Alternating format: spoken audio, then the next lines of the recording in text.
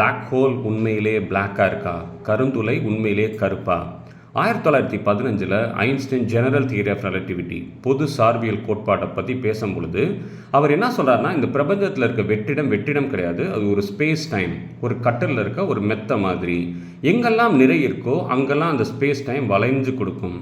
ஒருவேளை அந்த நிறை மிக மிக அதிகமாக இருந்ததுன்னா அந்த கட்டில் ஒரு ஓட்டை விழுகிற மாதிரி அப்படியே அந்த பிரபஞ்சம் வளைஞ்சு அது கிட்டத்தட்ட ஒரு இன்ஃபினிட்டிக்கு போயிடும், அந்த ஸ்பேஸ் டைமுடைய வளைவு கர்வ். அப்போ ஒரு பிளாக் ஹோலுடைய நிறை அதிகமாக இருக்கும்போது அதனுடைய ஸ்பேஸ் டைம்க்கு இன்ஃபினிட்டிக்கு போச்சுன்னா அதுக்குள்ளே எது போச்சுனாலும் வெளியில் வராது. அது ஒளியாக இருந்தால் கூட வெளியில் வராது, லைட்டே போனாலும் மாட்டிக்கிறோம்.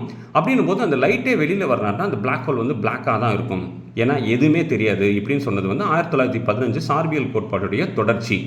ஆனால் ஸ்டீஃபன் ஹாக்கிங் அதுக்கு பின்னாடி அவர் பெரிய கணித மேதைன்றதுனால 1974 அவர் என்ன சொல்கிறாருன்னா, இந்த குவாண்டம் மெக்கானிக்ஸுடைய அந்த அறிவியலை கொண்டு போய் இந்த பொது சார்பியல் கோட்பாட்டில் போடும் பொழுது அவருடைய கணக்கு என்ன சொல்லுது அப்படின்னா, பிளாக் ஹோல்லேருந்து சில கதிர்வீச்சுகள் வெளியில் வரும். கதிர்வீச்சுகள்னா ஏதோ நம்ம யுரேனியம் புளூட்டோனியம் அந்த கதிர்வீச்சில் ஒரு ரேடியேஷன் வரும், அதை நீங்கள் மெஷர் பண்ண முடியும் அப்படின்னு சொல்லிட்டு 1974 சொல்கிறாரு.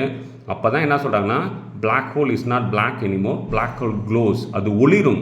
கருந்துளை என்பது கருப்பு கிடையாது, கருந்துளை ஒளிரும் அப்படின்னு சொல்கிறாங்க. ஆனால் அந்த ரேடியேஷனை கண்டுபிடிச்சாங்களா அப்படின்னா இன்ன வரைக்கும் எக்ஸ்பெரிமெண்ட்லாம் கண்டுபிடிக்கல.